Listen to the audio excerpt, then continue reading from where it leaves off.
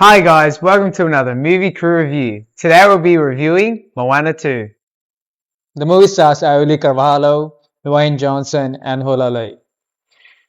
This film takes place after the events of the previous film as we find Moana sailing the seas again with a new crew this time as she relinks with Maui to defeat a lord who is taking away the power to find all the other people of all the other islands. So today I'm going to start this review off, and to be honest with you, I don't think this was as good as the first Moana film. I think that it lacked a bit of the unique sounds of the music that the first one had. It took a lot more from the first one and just reprised a lot of the songs. So that was a bit, hit and miss for me. Most of the music was, because I've watched the first film recently, it was a lot of the same. Probably the one song that I enjoyed a lot was the one where Moana at some point of the film meets one of the goddesses in a hidden cave in a clam. So there's a good, get out, get lost song, and that was something that I found musically I enjoyed, but other than that, I found a lot of the songs to be Lin-Manuel Miranda-esque, if that makes sense, and a lot more of a knock off in his musical sense. So I did enjoy this general story of it, but I don't think it had the same energy that the first one did. If that makes sense, we don't have the real struggle because she's going out this time to try and find people to connect with, whereas in the first one, everybody's scared of the water. So when she's cast out, it's a bit of a bigger deal, her trying to find her way back, interacting with Maui and things like that. Even at the end, like, Maui's only in it for like the last 40 minutes, really. He's like in little clips here and there, but he's only like meaningfully in the last, say, like 40, 30 minutes of the film. So it's not like the first one where he's there the whole time. Even the ocean doesn't really play that big of a part.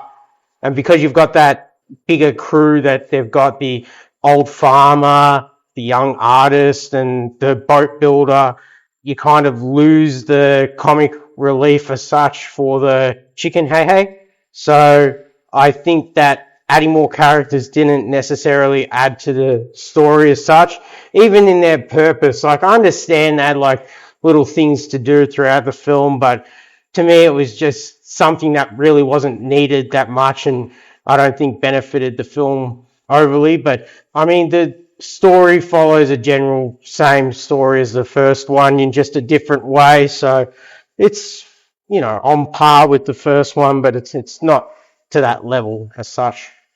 So yeah. Moon?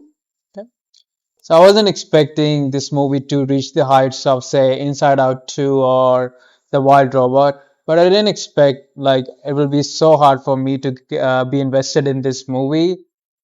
Like, I was really struggling with the characters and the storylines. Is it my fault that I didn't watch the first one and it's like hard for me to understand these characters? Maybe yes, but I still think a movie should do the job at least to be able to tell a new story and develop the characters further.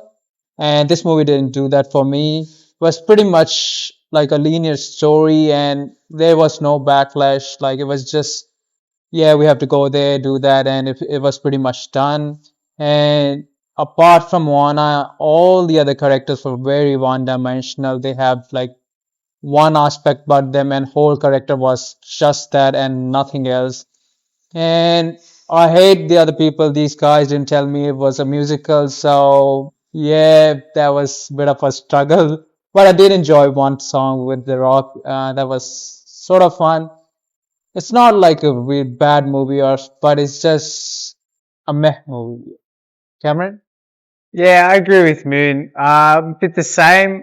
It is our fault. We probably didn't watch the first one, so we don't have that backstory or that connection to the characters that are already there. But I also agree with Moon. There was just no emotional draw to this movie. It was very, very basic.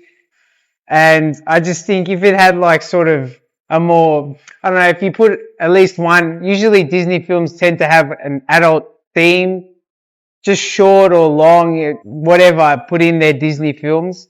So then the adult can sort of have something from the movie too, as well as the children. But I just felt this just didn't have any adult draw for it. Like no emotional ties for me were in this movie. It was just a flowy movie. I did enjoy the songs. I thought most of them were toe tappy, so I was pretty in my element, in my happy realm. I think that's where they intend people to watch this, just being there, just a happy, put on the background, let the kids enjoy the movie sort of thing. So it's not really a deep cut Hall of Fame Disney film, I feel. I just think it was, something make you feel good, I suppose, without any climax or any real emotional draw. Yeah. Yeah, I understand what you're saying because it's Disney films are always family films, so Yeah, they're but for they the have whole adult family, themes. if that makes Yes. sense. Yes. And so, yeah, for adults, I don't think it because I don't know what the kids are thinking because I'm not a kid. So, but for the adults, I didn't really have much, much of a draw in terms of adult themes or something else to give us perspective on the film. Interestingly enough, this was up until very recently a Disney Plus series up until about April. Was supposed to be a Disney Plus episode series, and so I can kind of feel it, if that makes sense. When I was looking it up, because when I was watching, you can kind of see bits where it would have been perfect, like cut the episode there, if that makes sense. Where it capped off, had that long look out, and you could be like, oh yeah, this is where the credits are supposed to come in, and probably the next episode. But you can see it's like they've condensed the series, and so like even that when they meet the goddess in the clam, it was like a hit and miss, like that. It was pretty quick. Yeah, like you said, I don't think it gave context, a lot of context. If you hadn't seen the first one, I think some of the storylines would have been a bit more confusing. But the main point of the first one is if she doesn't go out in the water, or somebody doesn't go out in the water, because she's like the heir to being the tribal chief, they're all going to die because there's no more fish. No, it's like that's the actual, the first film, they're all going to die if she doesn't find a way to get them a food source, more fish. Whereas this film, like if they don't find more people, like, oh no, do we really need more people? And they're like, oh, this is going to be the land. She didn't say what year is this when they showed the vision of the land empty. That could have been like 7,000 years from there. So there's not that urgency context, if that makes sense. When I was watching it, I was like, I know she's looking for people, but it'd be like, oh. Yeah, if you don't find people, I'm not fussed. Yeah, I think this is just, a very fun, switch it on. There's no emotional ties to it, so you can watch it and just have a smile on your face. If you enjoy the songs like that, for me, I think all the songs are pretty good. I didn't think there were any standout. Like the first one, I even know the song for the first one, and I haven't watched the first one, but I don't think this one will even have one. I know the first one had two songs, that resonate with everyone and everyone sort of hums along to, but this one I don't think will have any sort of standout singles but yeah. I can see the series element in it. That's probably why they didn't have any adult emotional ties to it, because they probably thought if it's a series, and that's why they had draw from it. Like the music was a different writer this time. Okay. The directors were different directors this time because they were all like Disney Plus TV show people. So they obviously, less money, less prestigious for the sake of, like they pumped the stuff out on Disney Plus a fair bit. Now they've pulled back, but before it was like a lot. So I can understand you can't like half make the show and then go, oh, now we're making it a movie. We're going to take No Name away and let's bring in Lin-Manuel to redo all the songs. They're kind of, they've got it there. Yeah. So, and I know this is the first film that was animated outside of Disney Studios.